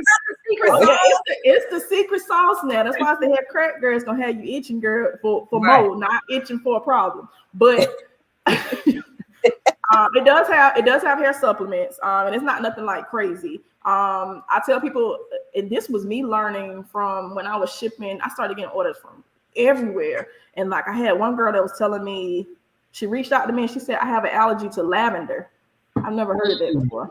you know. So, and actually mine does have a couple of drops of lavender. So I tell people, like, if you're allergic to something, let me know, because I actually was able to just take that ingredient out, you know. And yeah, and so that way it was more custom for her. And it does have like tea tree in there, because, you know, that helps with inflammation, it helps with the scalp conditions, it gives you that tingling cool feeling, you know, when you want to scratch. So it does have that in there. So I mean, it doesn't have anything outrageous, because I know how, you know, sensitive some people are when it comes to allergies. But yeah, usually I tell people, just message me if you do have an allergy, because people be like, I hate, well, I'm not gonna say hate, excuse me, Lord. But sorry, y'all, I got my piercing. I'll be trying to push that thing back in. They'll be like, do it work? Why am I selling it? why am I selling it? I get that all the time. Do it work? Yeah, because you didn't do that trial. That's how you know. I'd have been scared to death. I'd be like, I gotta practice on myself or my baby or something. Yeah, what? Yeah, I done had postpartum twice, and then brought it back every time. I done brought it back every time, and I done had a couple of clients that had it also. And it's like, let me find my postpartum one just so y'all can see, because baby girl was bald. Oh wow. March, May, July. A little after. Yeah, bald baby. And that wasn't me doing it every day. Every day, yeah, every day is a little sick. Yeah, every day is extreme. So I tell people, if you know that your scalp acts funny, well, you shouldn't be trying something every day anyway if it's something new. I tell people to, you know, inch your way to that. That's with anything. So I tell people maybe like 2 to 3 times a week. And then if your scalp does fine, then I say, then go ahead and try to inch your way to every day. And if that does good, then you can do 2 times a day. So you can do once in the morning, and you can do once, I say about 2 to 3 hours before you about to go to bed. Because I tell people they want to oil their scalp before they go to bed and then put that scarf up there. Your scalp ain't get nothing. That's why you be needing, that's why you be breaking out after a week, because your scarf still got all that oil and stuff on it. And then, yeah. Wow. All on your skin and stuff. That's why I tell people, wash your scarves, wash your bonnets, wash your pillowcases. That stuff will break you out. And you're thinking it's the product, but it's really just the dirt and debris and product buildup. You know, and you know how people wear the lace fronts, you got that glue stuck to it, trying to take it off. All that stuff irritates your skin. And I think it's a combination of all of that stuff together. You know what I mean? Like the different chemicals that's in the, whatever is in the glue, whatever is in the oils, whatever is in your skin, whatever makeup you done wore, and then whatever perfume and spray. Now you got all that stuff mixing up together, all up around here, and you wondering what's going on. Yeah, because we so quick to throw that bonnet on, go to bed, but we never throw it in the wash machine. So, you know, I tell people, like, you wash that like you wash drawers, or at least have you a good amount of them, so that way when you put this one in dirty clothes, you got a clean one. You know, because a lot of people break out here. That's what a lot of people break out at. That lace, even if it's a closure, that causes friction. Lace fronts, yes, because like I said, when I do lace fronts, it's never on your skin, I mean, on your hair, never. I always put it, you know what I'm saying, in front of your hairline. I don't care. Like, it just, that's why people hair be coming out. That's how they say quick weaves. What do you? Oh, sorry, go ahead.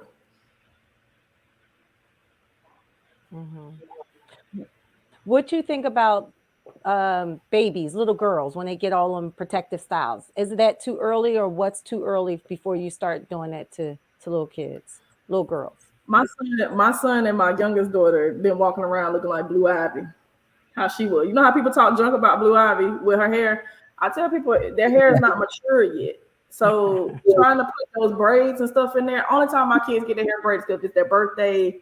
We're going to go take pictures or something like that. But other than that, you getting these 2 ponytails, maybe put a little bow here. You're going to wear your fro out because their hair has thickened so much because you just allow the hair to relax. So I never talk junk about Blue Ivy. They say, oh, she will never take care of her hair. She over there looking homeless, looking like a rat trap. But that girl hair is long.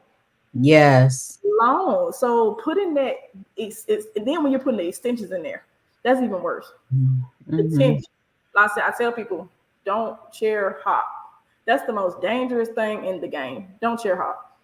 If your pocket's not right, that's the reason why I have like Wig Wednesday. I take some of my good quality wigs and I put them on sale. So that way people, you know, have a chance to afford it. And then my site comes with Afterpay, Shop Pay, you know what I'm saying, to help. Because I mean, I used to be a single mother. I know how it is. But you still want to look beautiful. So I tell people, get you a headband wig or something like that. And for them little girls, just all they need is a cute little beret Get you a good moisturizer or something and pluck out their curls, or put them some 2 strands in there, something like that, because you want their hair to kind of mature. My youngest clients are 3. I said I was not going to work with children that young, but if your child can see it, I don't do little girl hairstyles, but I do their treatments. I've been doing some of my kids from 3 years old, and now they're seniors with a head full of hair. Just Wow. people don't think that you have to get your children's hair trimmed. You do. You have to get. Some of these kids got more hair than we do. So, them little cotton balls flying everywhere when y'all blow dry, that's a good sign that you need to get a trim. That's a good sign. Them broomstick ends, that's a sign. Mm-hmm. Yes. Yeah. And I know you probably saw, speaking of Blue Ivy, her mom, Beyonce, when she had to do the video and she's forced to show her hair because everybody's like, oh, she has these hair care products. And right. We never seen her hair. Yes, we never saw her hair. So she said something in the video where she was kind of saying like, people just assume that because women wear wigs that they don't have any hair. That's a misconception. All the time. It really is, because some people, the longer your hair gets, now you have to maintain it. Mm-hmm. And keeping my hair out is not going to help me maintain it, because it's now even more. Yes. So a lot of my clients that wear wigs, their hair is almost bra strap, and people do swear, but now they don't have any hair, but they have a lot of hair. They just choose to, and now that when you stay away from the flat iron, now your hair has definitely converted to its actual natural texture. So it's just going to be a bush. So, I just tell my clients, we're not going to do crochets 6 times in a row. You have to switch up the different protective styles. So if you're doing a wig these 2 times, okay, cool, let's do some 2-strand twists. Let's take a break and do a headband wig. You want to, so that way your hair is not uniformly pulled to the same direction every time. But no, that's a misconception. Quick weaves, all that stuff. Like, people have long hair. A lot of them celebrities have really long hair. And even my dad has said it to me, like, why are you always cracking your hair? I'm like, Dad, like, listen, I can't, because like my hair is so this is my hair. Mm-hmm. Oh yeah, okay. And it's big and it's gray and it's it's longer, right? So I'm like, and I've been, I got away from perms years ago, so it's just my natural hair, and when I press it out, right? So if it rains or it's moisture anywhere or it's hot, and I start to convert back because I sweat in my head, I'm like, I can't handle that. I don't feel like doing it all the time. It's too much work. You know what I mean? When I need to get up and do stuff fast, like I can't deal with this every day. So I'm like, he was like, well, and he goes, but you have hair right here. I said, that's not why women wear weaves. That's not why we wear braids. That's not why we're not doing it because we're a bald head. Please, world, know this, right? So if you see people, don't think they're just bald because their hair isn't out. Because I'm somebody who struggles, okay? I feel your pain. I can't do it. Yeah. So you need to let all of our viewers and listeners know right now, what is this site? Where are your products? How can they get it? Because listen, you didn't talk all about this, so I know they ready. Yeah, look, I done seen people ordering now. I done already seen people ordering now. But everything off of all platforms, YouTube, Facebook, Instagram is Glamour Me Beauty Bar, and the website is glamourmebeautybar.com. And that's where you'll find our edge controls. They don't have any alcohol in there. I have the body and flow, heat protectant, which you would need, and the famous hair crack. It is also available. Got my wigs and everything up there. But yeah, you would go up there and you would book, and everything is in stock, so it's not no wait time. Awesome. Do you where do you, I guess, see yourself as far as what you're doing in your products in the next, let's say, 2 to 3 years? 2 to 3 years, I want to actually be traveling. I want to start teaching these actual stylists. I mean, this new generation of stylists is just mind blowing to me. I mean, a lot of them are just trying to get money. Like, they're not caring about the hair health. It's just, shoot, my light bill is $200 this month, so my silk price is $100 this month. Like, that I'm trying to normalize these hairstylists to start doing these proper steps to take care of these clients. because like I said, you got to care about them personally also. Like I said, my clients, they know I'm that stylist. I remember when your birthday is. I remember, you know, so I want you to know that I care about you as a person and not just your pockets, you know. So I see myself actually exploring these different states and stuff, actually trying to help other people start their hair care journey. You know, I get a lot of people on TikTok that be messaging me like, girl, I wish you was in LA, or, you know, this and that. So I want to start traveling, you know, to reach other people and start teaching them instead of just behind the screen. You know, I want to actually get in person and actually show you. Wow. Awesome. So tell everybody one more time where they can find you and get these products and keep up with everything that you're doing. And Yeah, where do you do hair? Where is your salon, or where? I'm in Burlington. I'm in Burlington, North Carolina. Okay. Oh wow. Yeah, That's right. so that's about 20 minutes away from Greensboro. Okay. Yep. So you can find me on glamourmebeautybar.com. That's where you can find all my products, and all social media handles is glamourmebeautybar. Awesome. So there you have it, ladies and gentlemen. Make sure you guys go and check her out, and don't go nowhere. Keep it live. You are watching We Talk Weekly. Bye. Thank you so much for joining us. What's going on, you guys? This is Bridget Kelly, and you are locked into We Talk Weekly.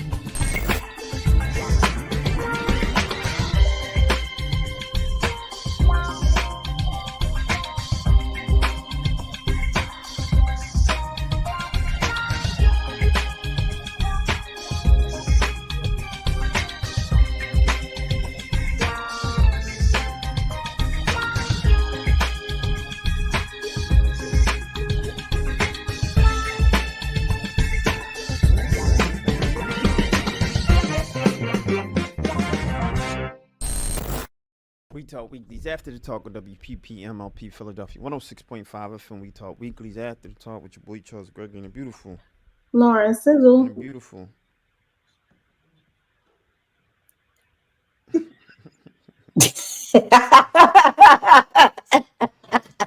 Lady Yes That is here. Wait, no, wait, no, Way too much.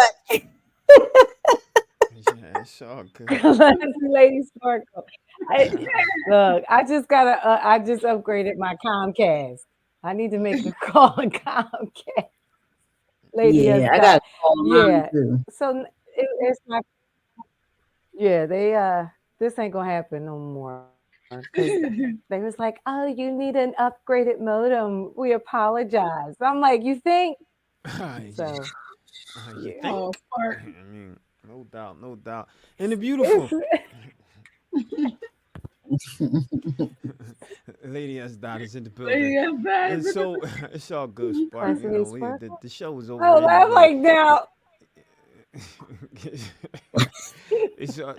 Sizzle, do your last story. You ready for your last story? Yeah. Okay, So just the Celebrity Sizzle Award of the week. And before I jump into that, just as a reminder, make sure you guys subscribe to We Talk Weekly on all social media, major podcast platforms.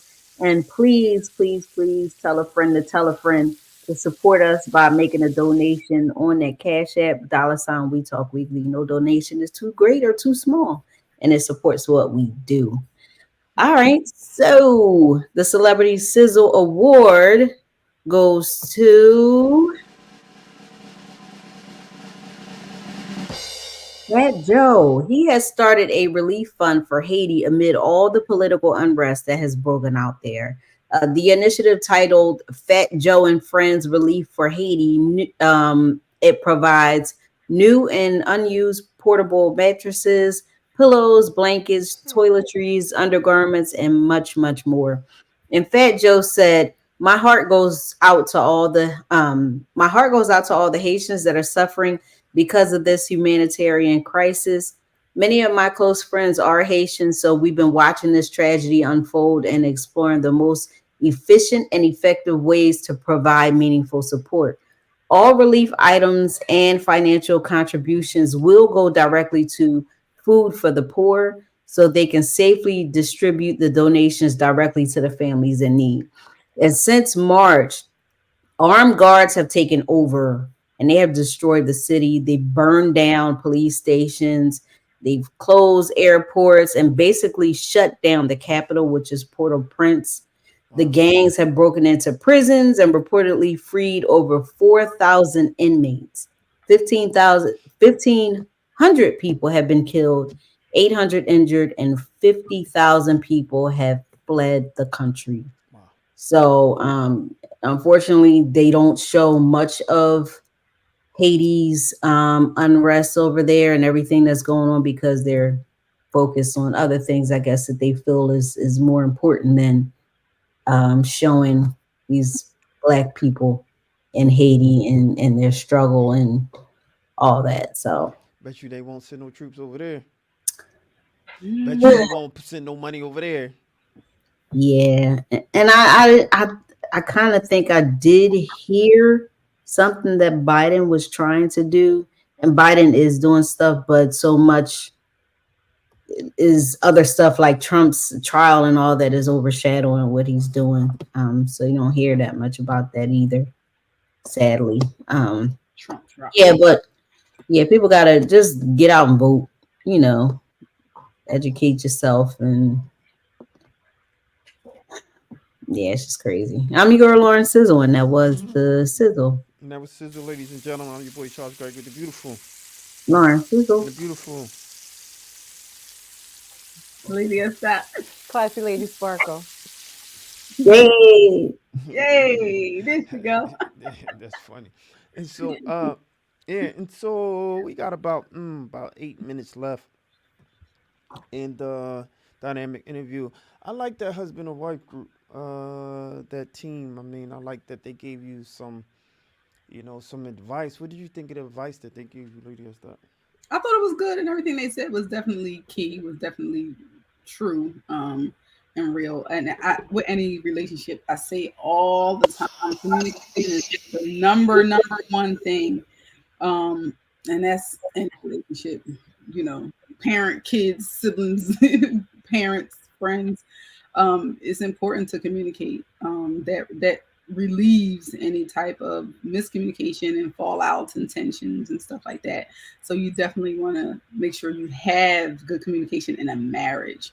But yeah, the work piece is always my question, kind of like my go-to when I see couples working together, and they're like, oh, they're building together, they're working together, and then I'm like, y'all don't get tired of each other, and sometimes that's my question too, that I didn't ask that one, but I thought everything they gave me was right on. No doubt. Why you laughing, Sparkle? It's gonna take a minute. Oh, Do not ask Sparkle any more questions. Sorry. We will call Sparkle after this. And because right now we need, what you got, Verizon? Wow. Verizon is good. Well, obviously they didn't do her good. She has Comcast. Comcast. They said her modem was old.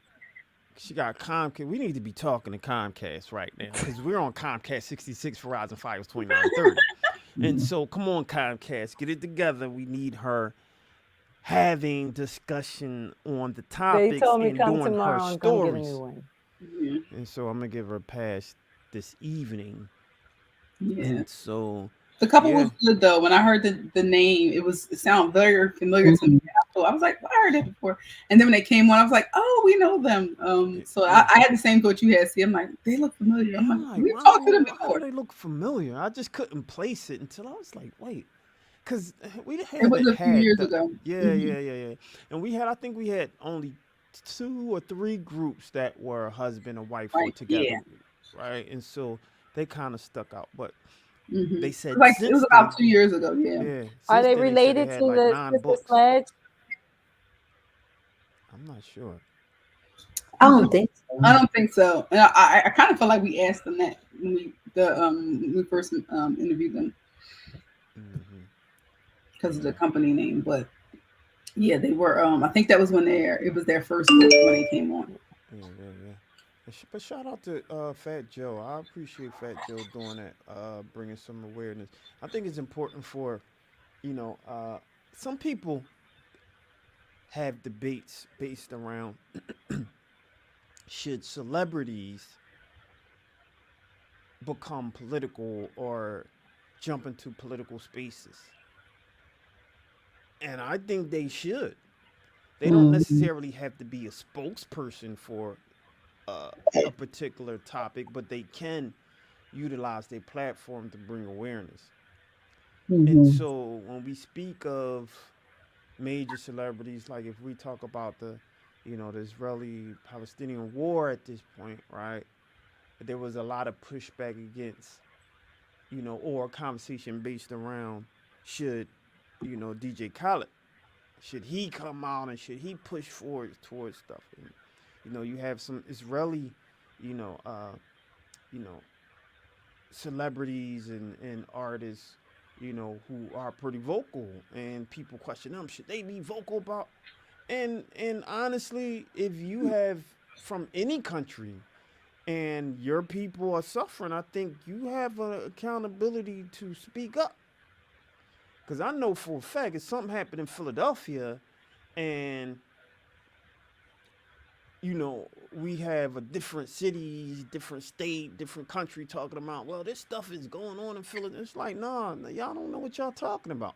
Yeah. Don't speak for us. Yeah. This is what's really happening. And I think if you have a platform to show what's actually happening, tell the facts about it, I think you have an obligation, and you should be accountable for that. I think that's what true journalism is, telling the facts and being honest about it.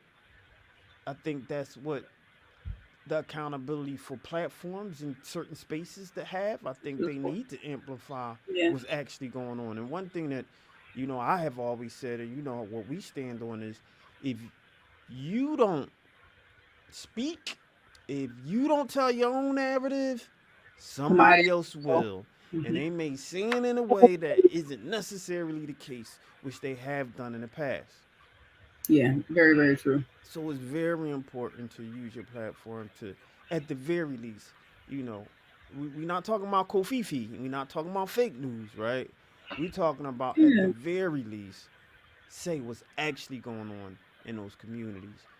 We had the ability to attend one of the press conferences of the Eid al-Fitr.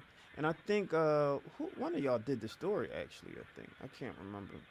But we had the ability to be at the press conference that happened in Philly at formerly Sister Claire Muhammad, that's known as Philadelphia Masjid. But We Talk Weekly was there, and we got the full press conference that you can see on our website. It's on our front page today, so if you want to check it out and see what we're talking about, you can go see the video. That said, it was a lot of misinformation about that. It was a lot of misinformation about that, and we were able to get the press conference for people to actually tell the narrative, or what actually happened, and the press conference based around that. So speculations and assumption should never happen unless you have, something to back that up with, or some supporting information, so you don't have to speculate in itself. Yeah, and I agree with everything you say, because I first and foremost, I don't feel like we should stop anybody who wants to help anybody, right? Because it's so much help needed out here in the world today. And when it comes to celebrities, the first thing we have to think about is these people travel a lot. Yeah. So while we're just getting things across news and papers and articles, they're going to these countries, right? So they're seeing things sometimes firsthand. And if it's a country where they're from, or they had family there, of course they're going to want to help or be inclined to. So like you said, they don't have to necessarily be the face or do that. But if they're an advocate or they're back and stuff, definitely, because sometimes we won't know the truth if it wasn't for people like them, because the media and government is only going to push out what they want us to know, right? Yeah. So when you have real people go to real places and then can tell the real stories, then we really know what's going on. And a lot of them is because they want to help, they want to bring awareness, and you just we have to let them do that. I don't know so much about the political piece, right? Because I know right now, what's her name, Yandy. She's like getting heavier into like the political Yeah. piece. She just like wants to help everybody, right? And so it gets wider. You do it on a local scale, and then it gets bigger and bigger. But Yeah. Yeah. everybody chipping in is helpful. Yeah, absolutely. And kudos to people like, I'm not a huge fan of Glorilla, but she wanted to talk on some political issues, and I think that her audience and the demographic that she serves, people need to start really hearing about politics and policy. We had people like,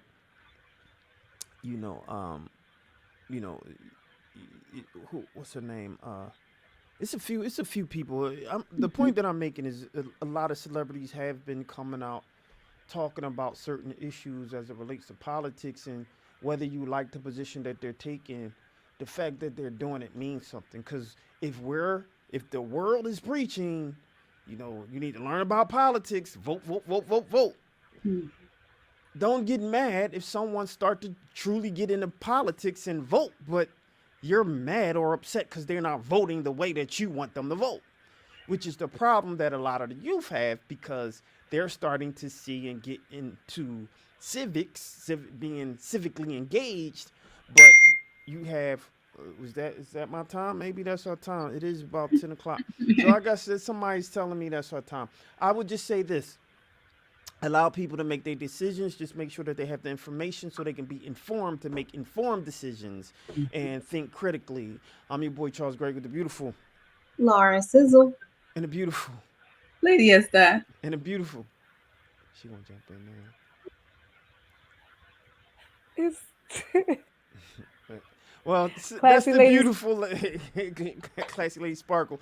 And we out here like last year, y'all. We see y'all next week. Holla. There you go, Classy Lady Sparkle.